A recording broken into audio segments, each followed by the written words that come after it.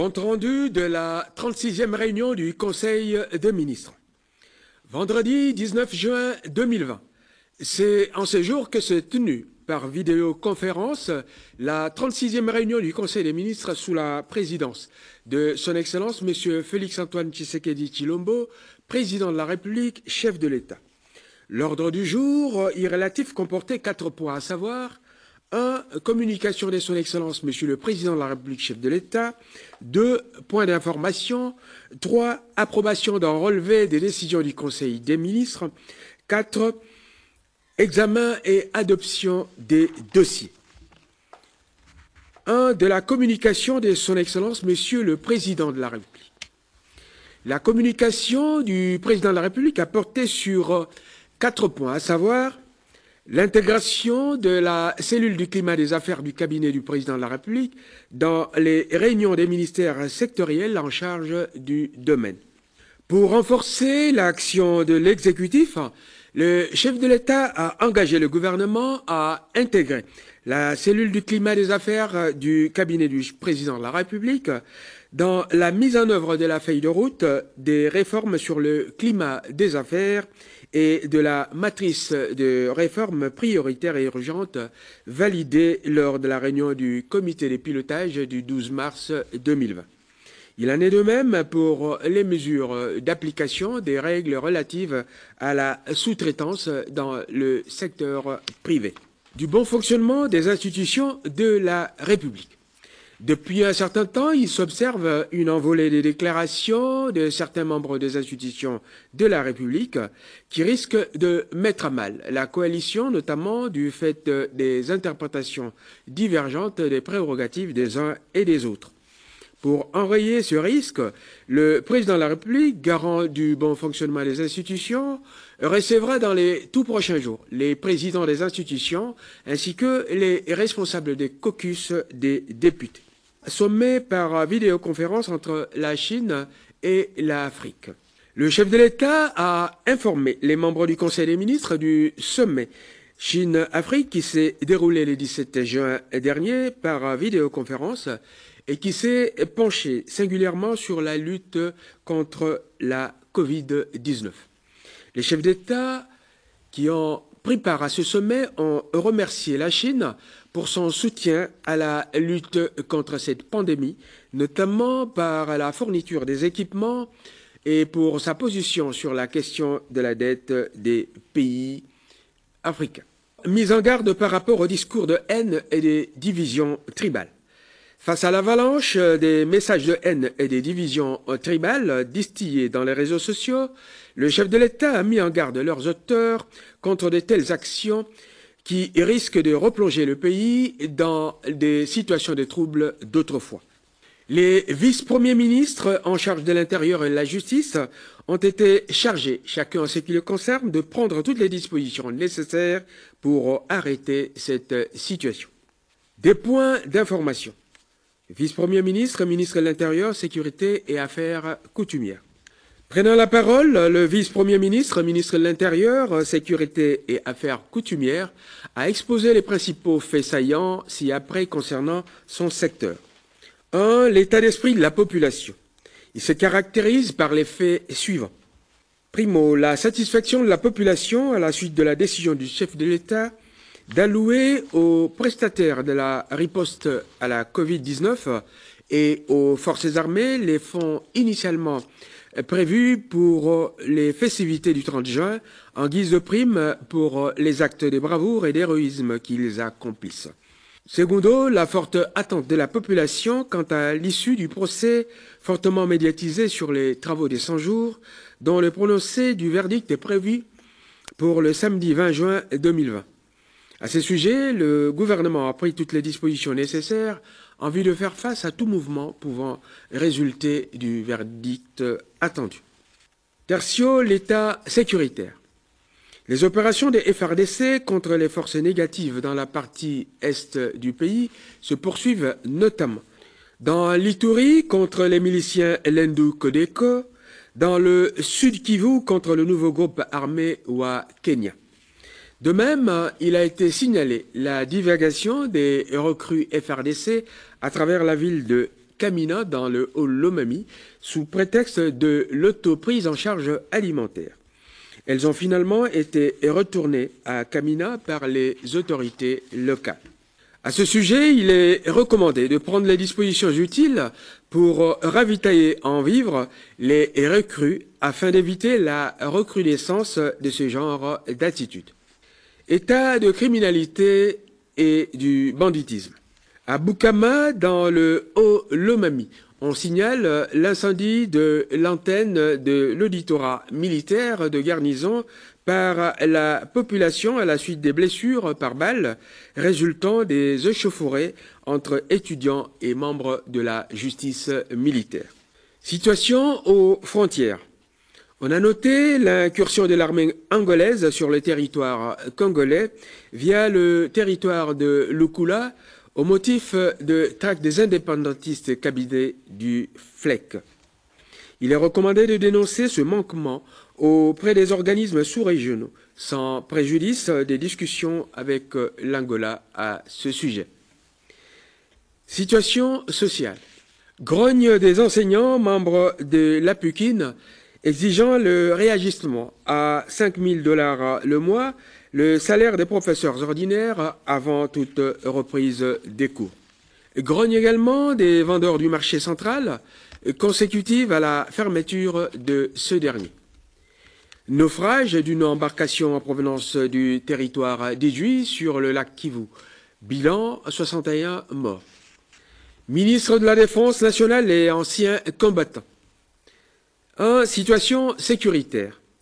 Intervenant à la suite du ministre de l'Intérieur, le ministre délégué en charge des anciens combattants, qui a remplacé le ministre de la Défense nationale empêché, a confirmé le calme relatif régnant sur l'ensemble du pays et la poursuite par les FARDC de la traque des groupes armés. Il a épinglé quelques faits marquants dans les différentes zones de défense. Ainsi, dans la première zone, il a signalé la recrudescence du banditisme armé, souvent avec le concours des hommes en uniforme, à Kinshasa et dans le Congo central. Des patrouilles mixtes motorisées pédestres ont été mises en alerte. Le dispositif sécuritaire a été renforcé dans le Congo central à la suite des incursions de l'armée angolaise prétendant traquer les éléments angolais indépendantistes du FLEC. S'agissant de la deuxième zone de défense, une réunion s'est tenue le 16 juin 2020 par vidéoconférence entre les états-majors des armées zambiennes et congolaises sous l'égide du SADC en vue de trouver une solution aux incursions de l'armée zambienne à la frontière de la République démocratique du Congo. Dans la troisième zone de défense, en territoire de Beni, on a observé un durcissement par les FARDC de la traque contre les miliciens ADF-MTM. Il a également été signalé la capture de 2 terroristes ADF en provenance de l'Ouganda. Il a été recommandé une bonne prise en charge des éléments des groupes armés qui se rendent au risque de voir les redditions être affectées. Il faut également signaler la création d'un nouveau mouvement dénommé CPD, qui est une coalition de plusieurs groupes armés. Par ailleurs, il y a lieu de noter que les FARDC ont repris le contrôle des localités des Mirania, Mugete et Massata. Dans le Haut-Ouélé, des militaires de l'armée du Soudan du Sud ont fait une incursion en territoire d'Aru où ils ont volé du bétail. La mort d'un policier a été déplorée. Des dispositions sont prises pour renforcer le dispositif militaire à la frontière. Approbation d'un relevé des décisions du Conseil des ministres. Le relevé des décisions de la 35e réunion du Conseil des ministres a été approuvé. Examen et adoption des dossiers. Premier dossier, celui présenté par le ministre de la Santé, complété par le coordonnateur du secrétariat technique de la riposte contre la Covid-19. Intervenant à la place du ministre de la Santé en mission, le vice-ministre de la Santé a fait son exposé sur le point ci-après. 1. Évolution de la situation de la pandémie de la Covid-19. Situation épidémiologique. Depuis le début de l'épidémie déclarée le 10 mars 2020 jusqu'au 15 juin 2020, le cumul des cas de contamination est de 4 974 cas. Le nombre total de décès est de 112, soit une létalité de 2,2%. 628 personnes ont été guéries. Les provinces concernées sont celles de Kinshasa, du Congo central, du Sud Kivu, du Haut-Katanga, du Nord Kivu, de la Chopo, de l'Ituri, du Kwilu, du Kwango, du Haut-Lomami et de l'Équateur. Point saillant. On note le processus de décentralisation des tests de diagnostic du coronavirus à travers Kinshasa et certaines provinces. L'objectif est d'améliorer le système de détection au niveau des hôpitaux et des provinces afin de réduire le retard lié à l'annonce des résultats.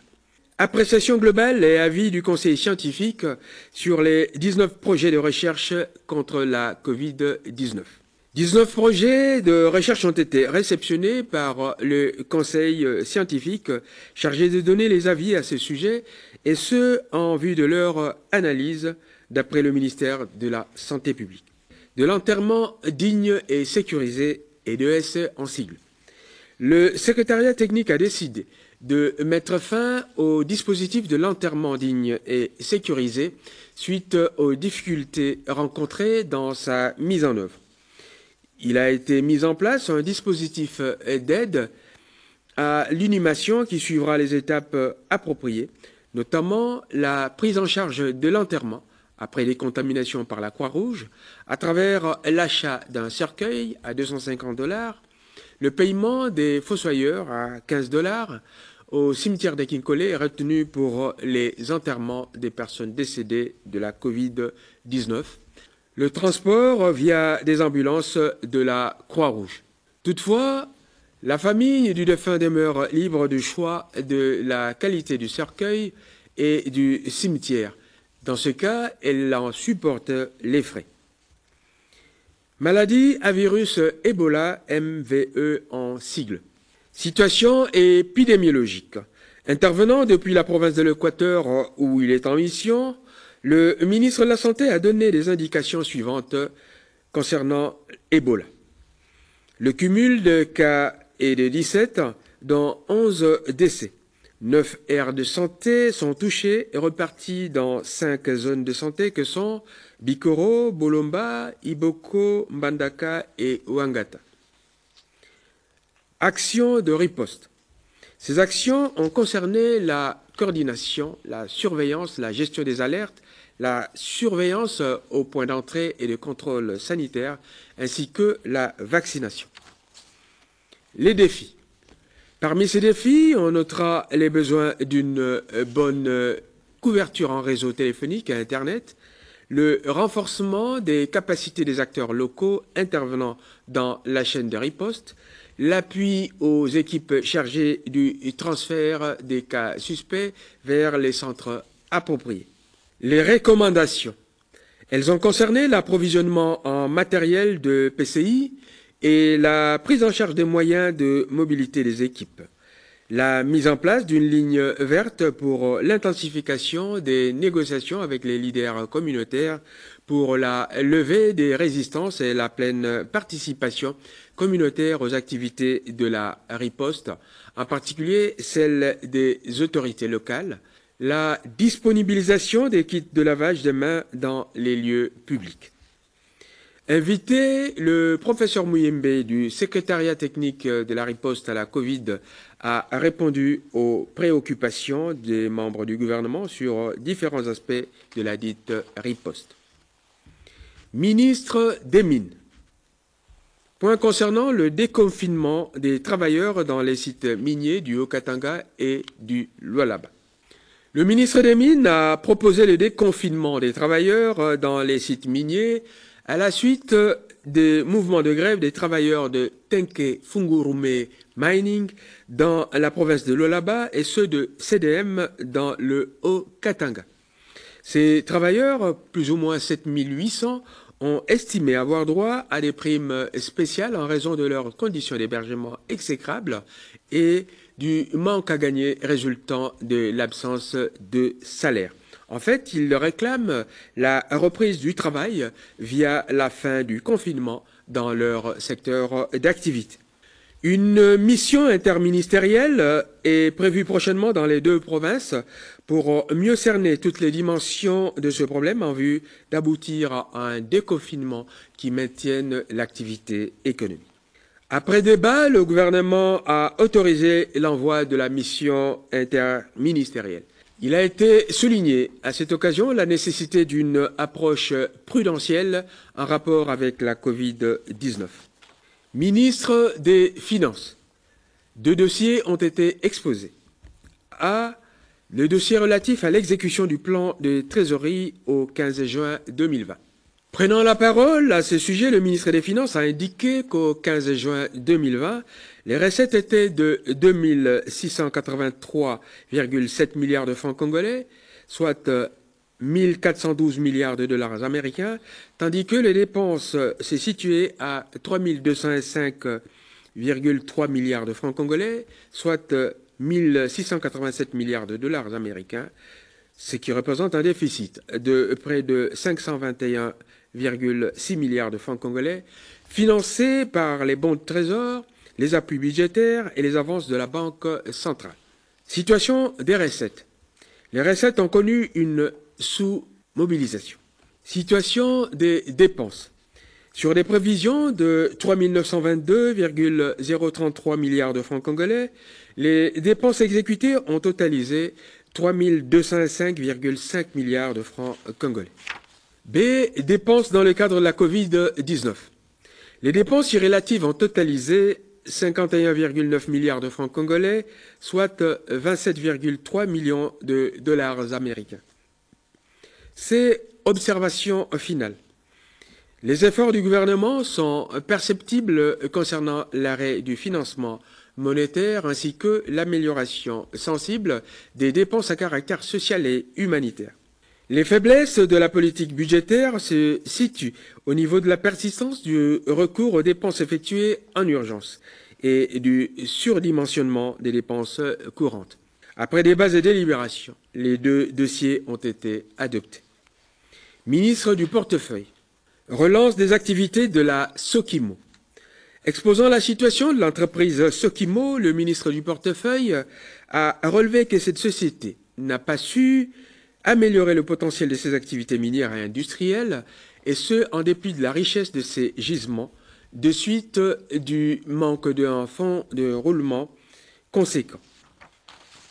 Pour rappel, la Sokimo a opté pour une politique d'affaires de joint venture, mais elle est devenue, de ce fait, une entreprise dépendant totalement des retombées des contrats d'association conclus avec des sociétés à capitaux étrangers. Ces contrats se sont soldés par un manque des dividendes pour l'actionnaire unique qu'est l'État. Quant à la situation financière et celle des ressources humaines, elle se présente comme suit. Situation des dettes. 114 835 099 dollars américains de situation nette de dette au 31 décembre 2017.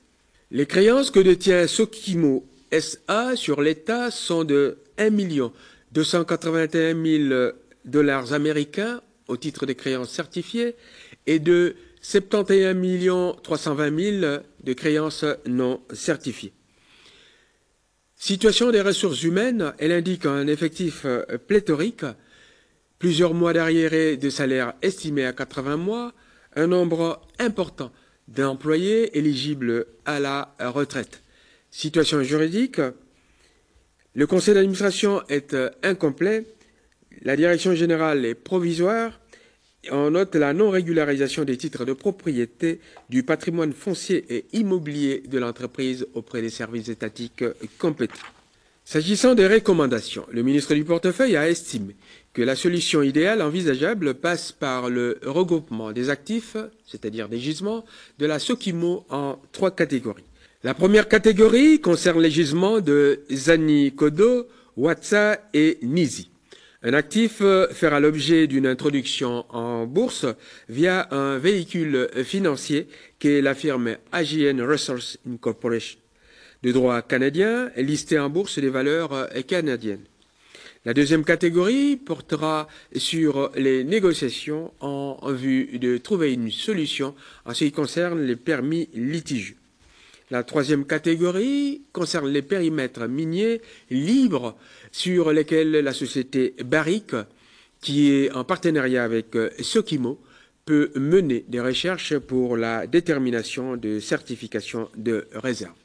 En conclusion, le ministre du portefeuille sollicite du gouvernement l'avis pour lister un actif en bourse via le véhicule financier AGN Resources, en vue de mobiliser du cash flow susceptible d'aider Sokimo à parfaire la recherche et éventuellement commencer la production dans Kibali Sud. Après débats et délibérations, le dossier a été envoyé pour concertation auprès du président de la République et du Premier ministre avant la décision finale du Conseil des ministres. Ministre de l'Environnement et du Développement durable. Il s'agit d'une note d'information sur la situation de bois d'œuvre illégal aux différents ports de Kinkole et aux îlots résultant de l'exploitation forestière artisanale illicite. L'intervention de Monsieur le ministre de l'Environnement vise à garantir la gouvernance forestière, à assurer la maîtrise du processus de traçabilité du bois artisanal et à veiller à la maximisation des recettes dues au trésor public. Ceci procède des constats faits sur terrain et qui peuvent se résumer comme suit. La présence illégale des radeaux de grumes au port de Kinkole et aux îlots situés le long du fleuve Congo. La présence effective des bois grumes illégaux saisis pour cause de retard de paiement des amendes transactionnelles. La vente illégale de bois grumes au niveau des îlots sur le fleuve. La multiplicité des services de l'État opérant au niveau des ports, 14 services au total. L'arrestation arbitraire des inspecteurs du ministère de l'Environnement par d'autres services de l'État. Face à cette situation qui s'apparente à une véritable criminalité, le ministre de l'Environnement a sollicité du gouvernement le soutien pour l'application des mesures préconisées. Après débats et délibérations, ce dossier a été adopté. Ministre de l'Agriculture. Le ministre de l'Agriculture a présenté le Plan national de relance agricole, PNRA en sigle. Le Plan national de relance agricole se propose de relever les défis du secteur agricole, notamment dans la lutte contre l'insécurité et la malnutrition et dans la réduction de manière significative de la pauvreté de la population rurale. La cible du PNRA est le ménage agricole à travers tout le pays. Son objectif principal est la valorisation des intrants agricoles et l'encadrement des ménages du secteur agricole au moyen d'une subvention pour une agriculture moderne. Le PNRA entend promouvoir les cultures vivrières que sont le maïs, le riz, le manioc et le haricot, ainsi que les produits agricoles essentiellement consommés par nos populations. Le ministre a également suggéré l'obligation de mettre à la disposition des ménages agricoles des intrants agricoles, des engins motorisés et accessoires dont environ 2000 tracteurs. Le coût total du PNRA sur une période de 3 ans est évalué à 4,4 milliards de dollars américains. Le PNRA prévoit également la redynamisation des programmes agricoles nationaux.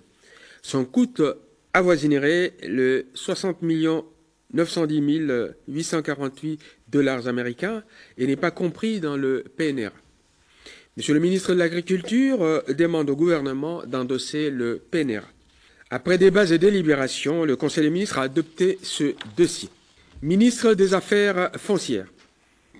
Le dossier concerne la titrisation des biens fonciers et immobiliers du domaine privé de l'État sous affectation des entreprises publiques. Le ministre des Affaires foncières a fait le constat selon lequel les fonds et immeubles relevant du domaine privé et de l'État confiés aux entreprises publiques au moment de leur constitution ou au cours de leur exploitation ont été exposés à des actes de spoliation au profit des intérêts privés, et ce, avec la complicité de certains services publics. Des inventaires d'affectation des biens fonciers et immobiliers n'ont pas été formellement organisés quant à leur localisation et leur spécification.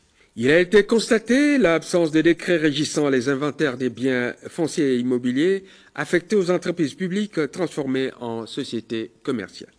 Le ministre des Affaires foncières préconise des mesures qui ne concerneront que les concessions et les bâtiments faisant partie du domaine privé de l'État sous gestion des entreprises publiques transformées en sociétés commerciales. Au titre de recommandation, le ministre propose au Conseil des ministres d'enjoindre les ministres sectoriels de recommander aux entreprises évoluant dans leur secteur d'activité d'obtenir, en déant les 3 mois, des certificats d'enregistrement des concessions ordinaires qui établissent leurs droits de jouissance sur le fonds et leurs droits de propriété sur les biens immobiliers y érigés. De confier le pilotage des mesures ainsi adoptées au ministère des Affaires foncières et du portefeuille aux fins de réaliser les missions prescrites dans la présente note en interface avec les ministres sectoriels concernés. Cette démarche est également celle préconisée par le ministre de l'Urbanisme et Habitat intervenant à ce sujet. Après débat et délibérations, ce dossier a été adopté. Commencé à 14h20, la réunion du Conseil des ministres s'est terminée à 23h55. Je vous remercie.